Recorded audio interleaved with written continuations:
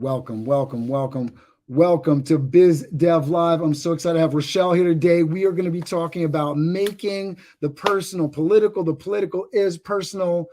If you are a female leader that is looking to lead in society, Rachelle is an amazing connection for you to have. I talk about entrepreneurship on the show, but you cannot disconnect entrepreneurship from the political side. And then every political endeavor is a piece of entrepreneurship. It's your brand, it's your marketing, it's what you do. We were talking about fundraising just before jumping on here. We're going to get into all that and more. We're going to get into Rachelle's story. Stay with me. We'll be right back after the Biz Dev Live theme. Thank you for being here. Let me know where you're viewing from in the comments.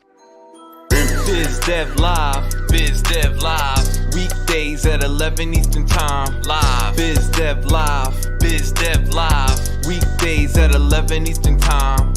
Leadership and motivation, empathy and inspiration, Biz Dev Live, Biz Dev Live. Business development, not even selling it. Biz D with C, brought to you by Cameron T. Biz D with C, brought to you by Cameron T. This is business development, not even selling it. This is business development, not even selling it. Business development, not even selling it. Biz Dev Live, Biz Dev Live. Biz Dev Live. This is business development, not even selling it.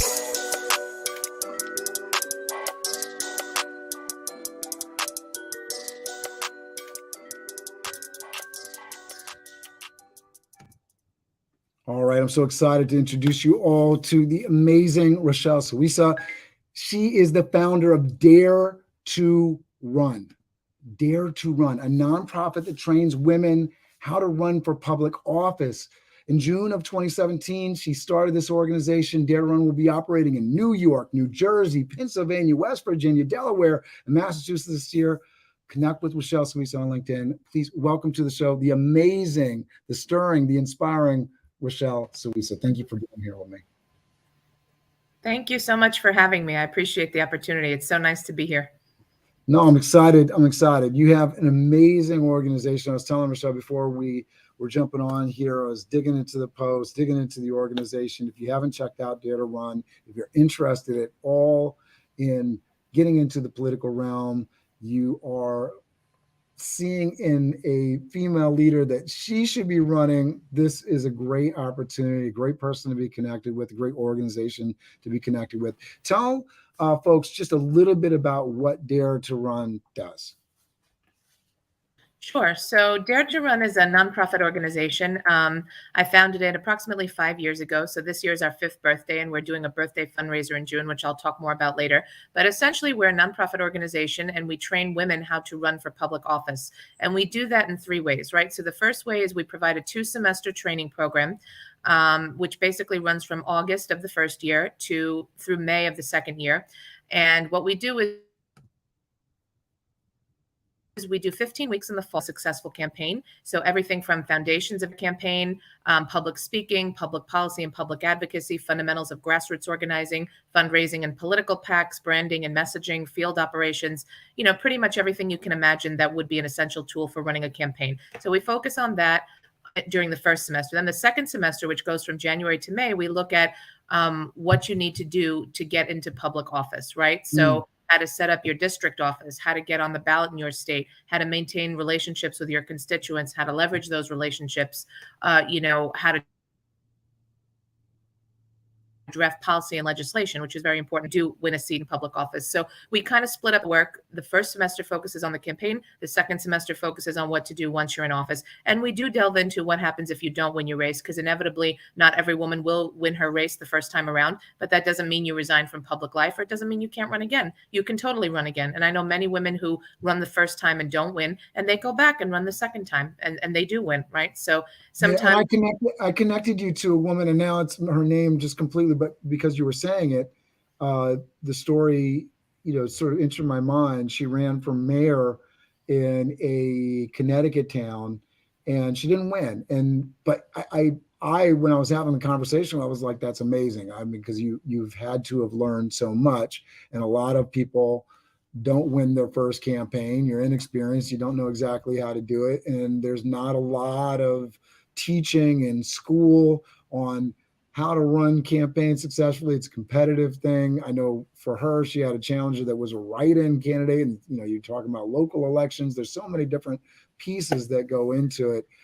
It's an interesting, and I mean, I don't think there's a more important space to be in, because government governs everything, right? So if you want to make change in the world, you can be uber rich, or you can get involved with politics. I would say getting involved with the politics is the lot easier way to actually creating and making change in the world. So tell me a little bit about your story. What motivates you? What inspired you? What did little Rachelle want to do when she was growing up? And I neglected to mention in the bio, because I was reading from two different places, put my notes, but Rachelle is a new mom. Congratulations. So you're doing all this, running an organization, the entrepreneurial tasks, the challenges of fundraising and instructing and leading.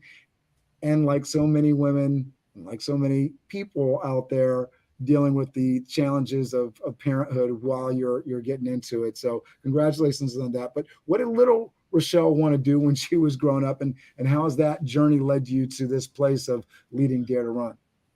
Well, I always liked teaching. When I was young, I liked teaching, and I liked instructing people and kind of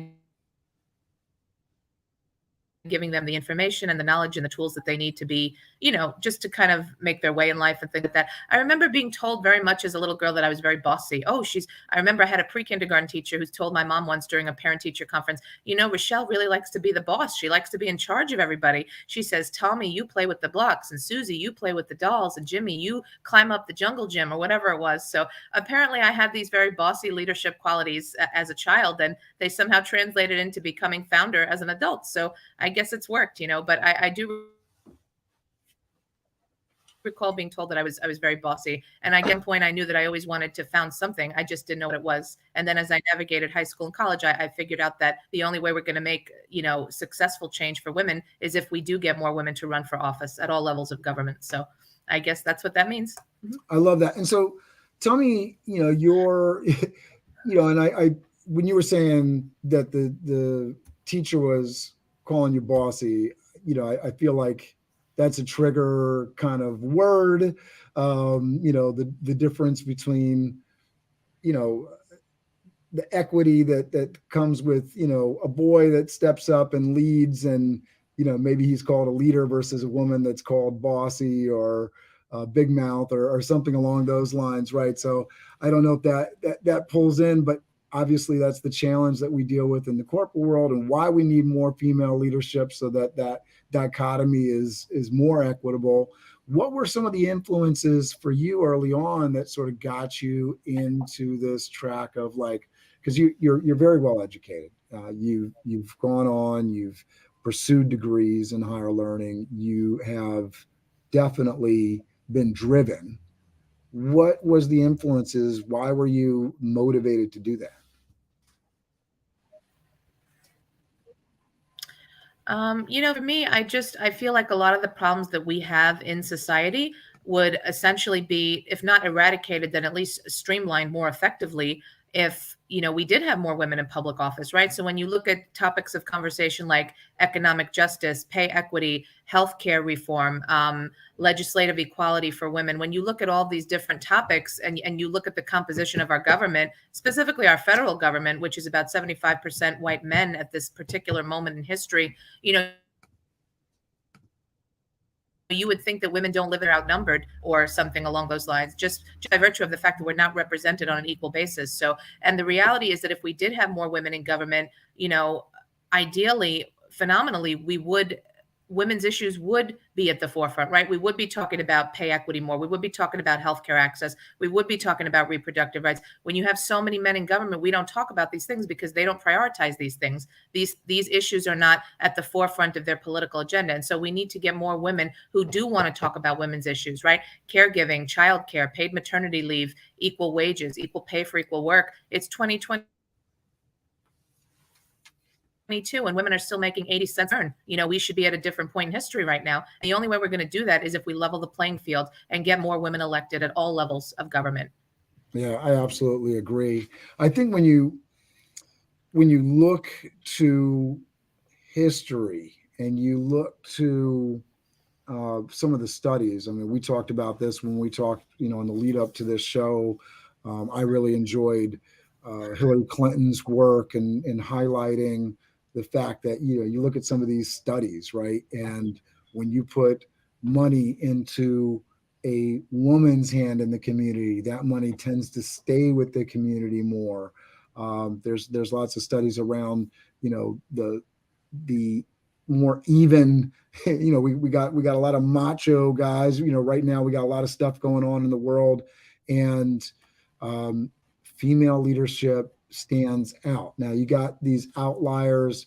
Obviously there's I don't want to say crazy folks, but there's outliers, right? There's people that are on the fringes of our thought and leadership, and of course those get highlighted, right? The folks that don't really know what they're talking about, and they're funny, and they're on Saturday Night Live being lampooned.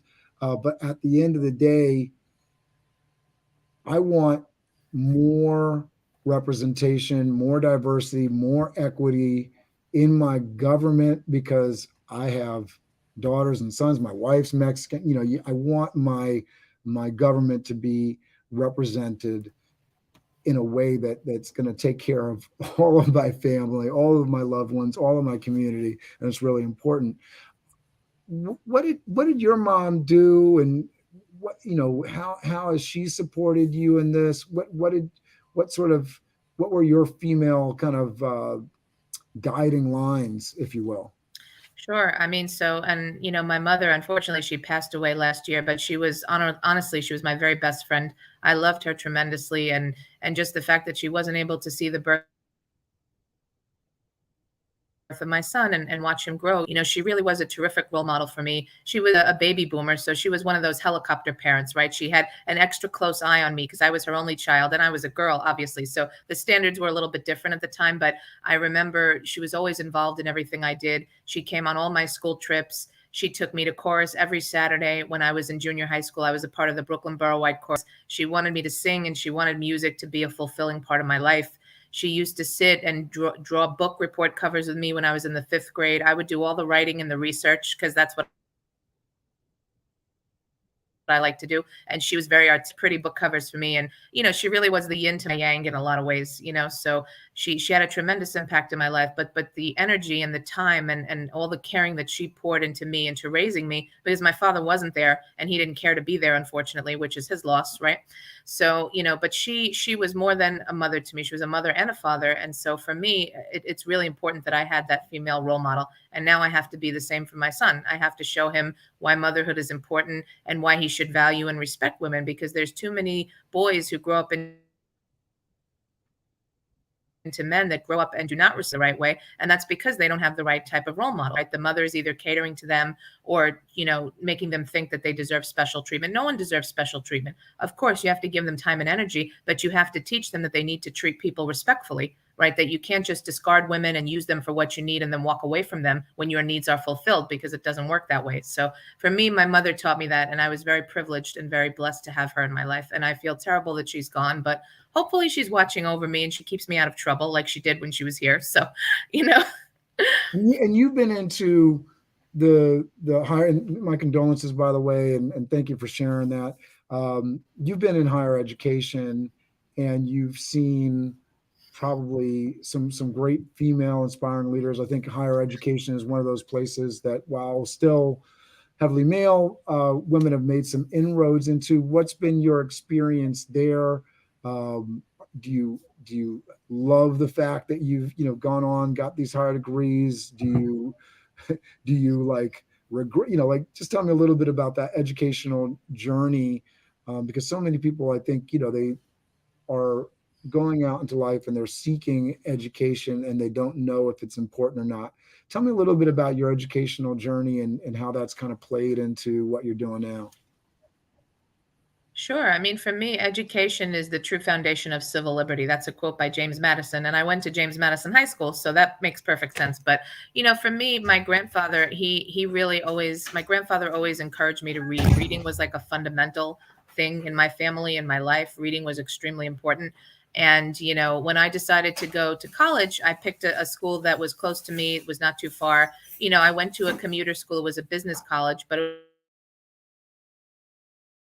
was really great. I had a ton of friends there, back to grad school. And then about, I would say 5 years later, I decided to go back to grad school the second time. And that was when I wrote my basically my business plan for my Master of Science degree in nonprofit management. So for me, education is really fundamental. I have 3 degrees, and I often joke with people that I have 3 degrees of separation, right? So when you argue with me, you better come prepared. There's got to be a little bit more that you're showing me there, right? So 3 degrees of separation. And I just, education was a big focus in my house. My mother, I know things were sometimes things are messy when you're growing up,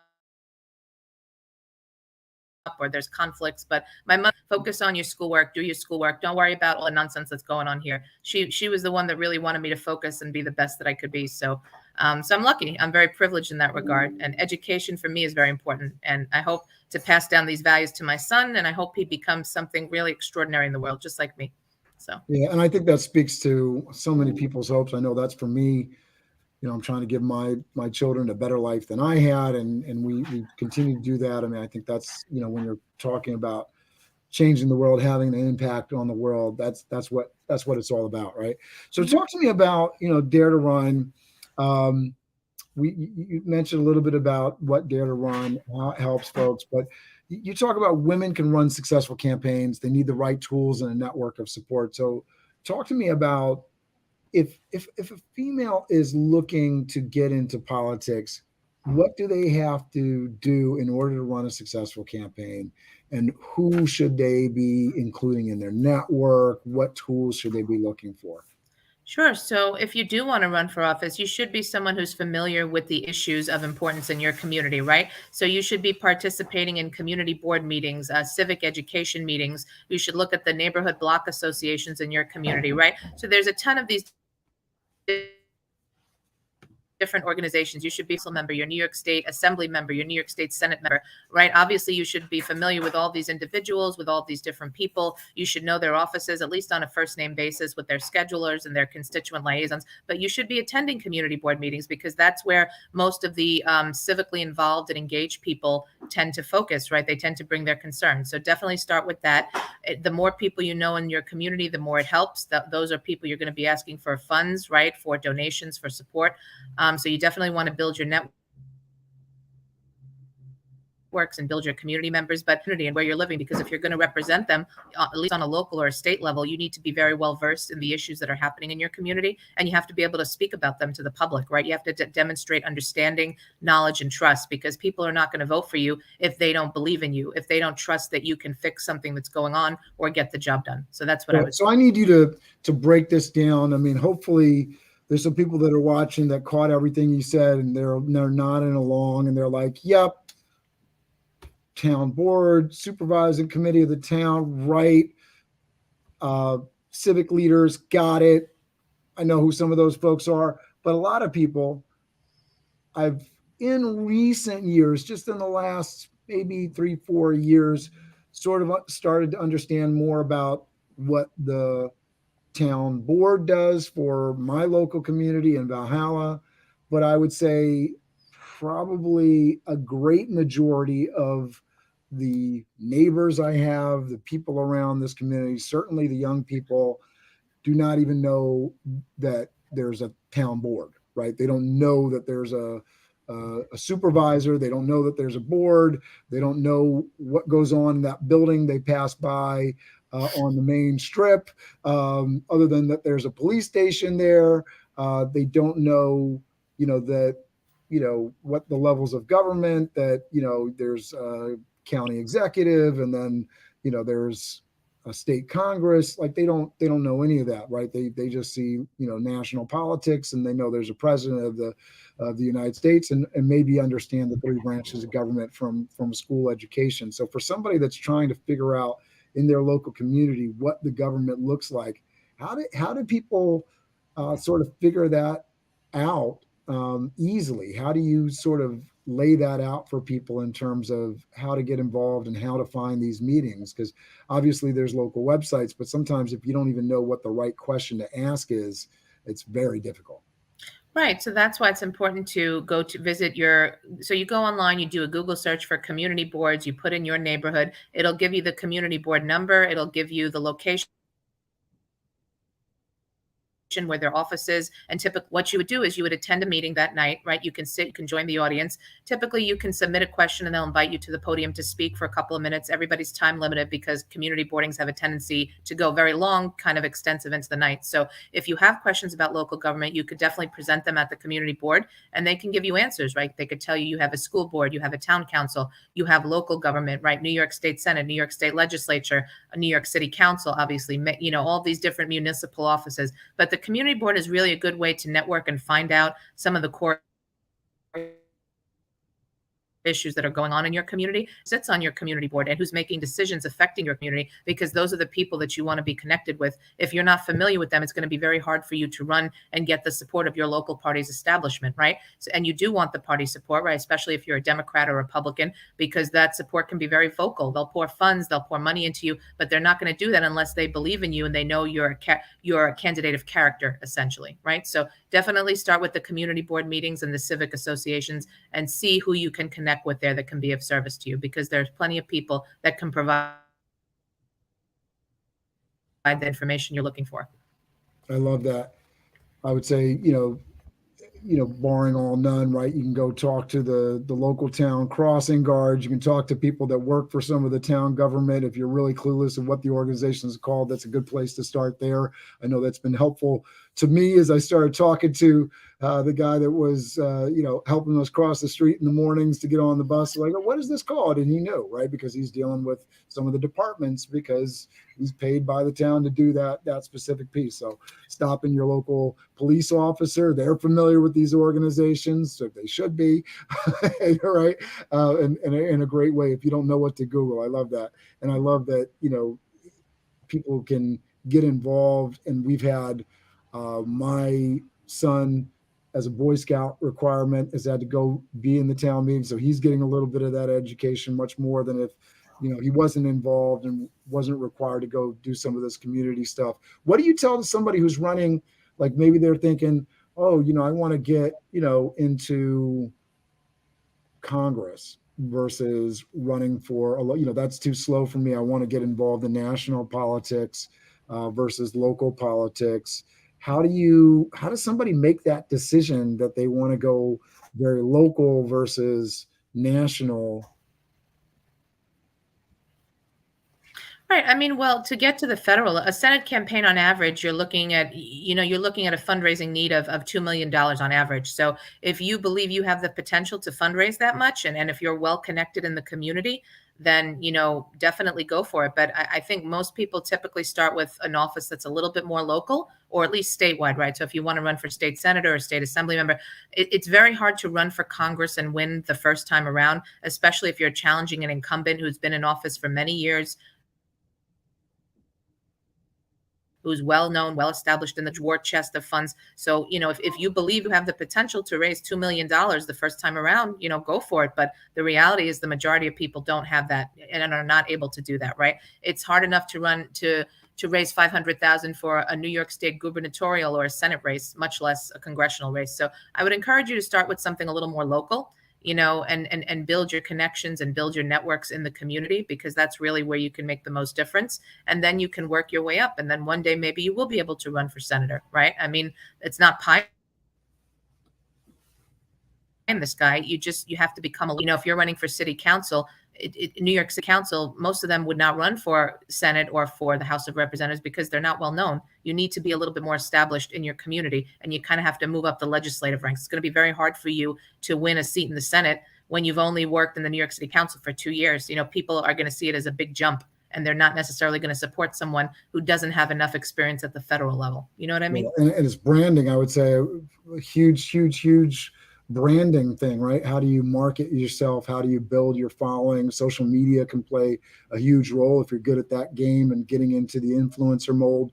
That's basically where you need to go to do the national campaigns, right? And you brought up the the point on fundraising. So that brings us to our next talking point, which I think is really important. Fundraising takes work, and you can do it. So talk to me about this, because I definitely am challenged on the fundraising thing. I have my heart, my nonprofit, and I know I've struggled with it over the last 26 years, even though I believe in it. Fundraising, wrapping my head around that is a challenge, but you have a message for folks. So I'm here listening, just like everybody else should be. Mm-hmm. That's good. So talk to me, this talking point, fundraising takes work and you can do it. Talk to us about that. Sure. So to be a good fundraiser, I mean, obviously you have to have connections in the community. You have to know how to ask people for something, but you also have to know how to promote. When somebody asks you, well, what is your platform? What are you about? Obviously you should have those 3 core issues that you're running on, right? Whether it's housing, whether it's education, whether it's small businesses, whether it's community development or rebuilding or rebranding, or whatever your issues of focus are, depending on your platform and your candidacy. You have to be able to talk to people about that, and you have to be able to convince them that you're the person who's going to bring about the change necessary in their communities. Because the truth is, most of the time, people don't like to fund political candidates. They don't like to donate to political campaigns. Right? There's a whole debate in financing and why that should have been implemented already, and why you shouldn't be requesting donations from the public. So if you are going to request funds from the public, you have to be able to not only tout yourself, but tout why you're the ideal candidate for this particular office, for this particular race, because otherwise it's going to be very hard to raise those funds. And you need to raise funds. You have to constantly be doing call time. You have to be on the phone like at least 10, 12 hours a day asking people for money, and not just $25 or $50. You need to ask for 100, 500, 1,000. You have to really make the ask and make the pitch. Going to fundraise enough, and you're going to have a lot of problems in your race. Wow. And so for the average race, so if you're running for something local like town board, what's the amount of time somebody should be committing to the fundraising and the race? What's the time commitment like? I mean, I'm sort of trying to wrap my head around 10, 12 hours a day of fundraising. That sounds crazy. I know it's difficult. It's a lot of work. If you look at Alexandria Ocasio-Cortez, she ran a campaign for the U.S. House. And I remember she tweeted a photo of her sneakers once that the soles had completely turned in on themselves because she did so much walking and so much as those funds. And that was for a House seat, right? So, but for town council, it's a little bit more local. You probably could get away with something like at least 50 to 100,000, but still that's an enormous amount of work to fundraise that kind of money, especially from local donations. So you have to look at the other candidates who are running, look at their networks, look at their influence in the community. You really have to make the decision, is this something I want to invest my money and my time in? Because if you have somebody who's been sitting on a town board for 20 or 15 or 20 years, and they have all the connections and all the influence, it's going to be really hard to run a campaign against somebody like that, right? Especially if you don't have the time and energy to commit to fundraising. So again, make sure this is an investment. You want to do 10 hours a day of call time. Most people don't, but it's actually a very good skill, and it teaches you a lot about people in the community. It teaches you about what their values and their priorities are and how you have to approach them, because everybody needs to be approached differently. So, but just make sure you have the time, the energy, and the interest in doing this. Otherwise, it may not be worth your time. So I love that. And I love kind of what you mentioned before in terms of advocating for more public financing of campaigns, because if you're wanting to make a difference and you're wanting to get into government, it shouldn't just be this person has more money. We're certainly seeing things. I thought it was very interesting story coming out about Joe Manchin, that he's made all this money from being a provider of some kind of type of, I mean, it's not even called, it's just it's a wild story. If anybody's check it out, just check out, like, this guy, he started a business in partnership in government, and it's just been, something that's lined his pockets. And he's been a controversial figure on the Democratic side. There's and I don't want to Democratic, Republican, there's outliers and quote unquote crazy folks and folks doing crazy things on both sides of the aisle. It's definitely, I think it's one of the few places that as a country, we are very much not pugilistic. There's criminals wherever you you look, right? But our system doesn't always help with the fact that we've made it about money, we've made it about fundraising, right? We've made it about that in order to run a successful campaign. It's clear you have an advantage if you got more money coming in. So I love that point about advocating for the public financing of campaigns. I don't know if there's a piece you want to add in there, but I thought that was incredibly important. Yeah, no, it's totally important. And again, make sure you have the time, the energy, and the interest in doing this, because running a campaign for public office is tireless work, for not just for you, but for all the people who work on your campaign director, your field director, your finance, your treasurer, your volunteers. Everybody's basically investing their time and energy in you. So make sure that it's something that you really want. Otherwise, Yeah, I think that's a really important point, because if you are going to ask people to donate and you are going to ask people to come through, you got to think about the long term, right? And I was, I'm passionate about helping young people sort of seek their destination in life. And so if you're getting on this adventure, it is about your personal brand. And if you're going to make this commitment to jump in, you want to deliver for people, especially if you're asking them to come through for you. You got to come through for them. And we've certainly seen that in great, political speeches. You're there for me, I'm going to be there for you. Sometimes it's just words. Sometimes people actually show the work and do it. And I think people are fairly savvy and know which is which at the end of the journey. Unfortunately, we don't always know at the beginning. All right. So with this last point, women are largely overworked and largely underrepresented at all levels of government. We are the change that is coming. I just want to say I applaud this work. I think it's so needed. Please tell us how people can get involved with Dare to Run and how you guys are effectively helping to work to change this. Sure. So actually, it's interesting that this interview happens right now, because tomorrow, April 1st, our applications are going live on our website, which is really exciting. So applications for our fall 2022 cohort will be officially live on the website starting tomorrow, April 1st. Last year we were doing Google Forms. This year we've nixed the Google Forms. I'm not dealing with Google Forms anymore because they're just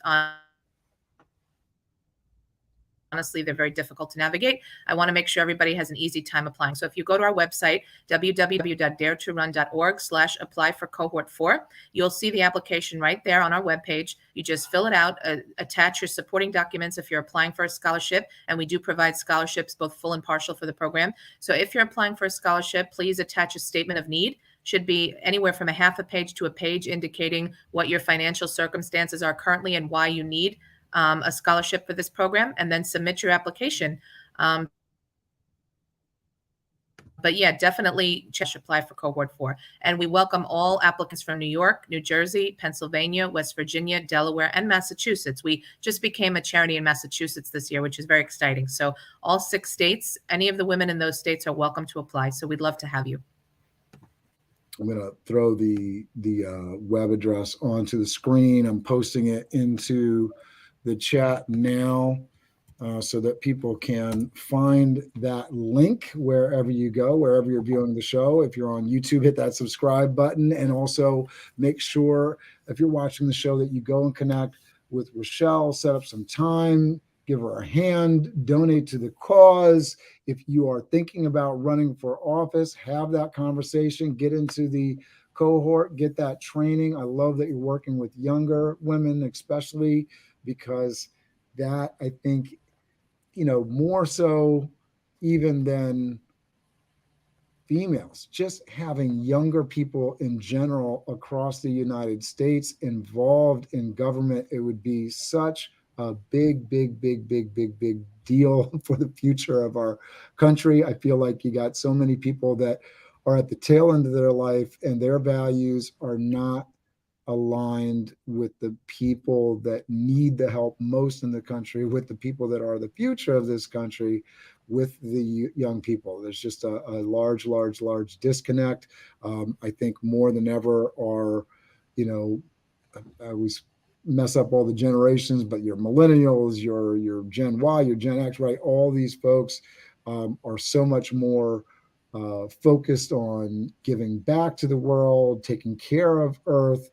And it doesn't seem like a lot of our older generation folks have that same sort of oomph or pizzazz or care for our world. And so I want to see that in our government. So I'm excited that Dare to Run is taking charge there and getting some of our younger people involved, because I think that's going to be a positive all the way across.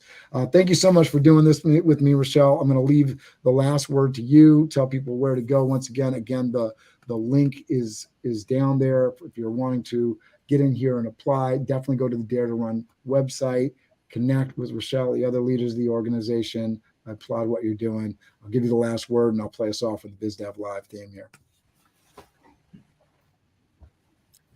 Okay, thank you so much, Cameron. Yeah, I just want to say thank you to everybody for joining this conversation and for listening to the whole dialogue about why we need more women to run for office. Obviously, it's a necessity given the composition of our government and some of the things that are happening in our society on a daily basis. So I do want to invite anyone who, if you're a woman or if you know a woman who would make an excellent candidate for public office, please send her my way. You can connect with me on LinkedIn. My name is Rachelle Suissa, exactly listed here.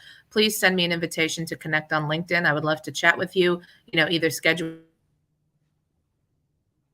a Zoom or a fifth. And again, please do check out our website. Applications will be live tomorrow, daretorun.org/apply for cohort 4. Right. So this is our 4th cohort of women that we're training, and we're training women in 6 states. So this is a really exciting opportunity, and we would love for you to be a part of it. So thank you so much.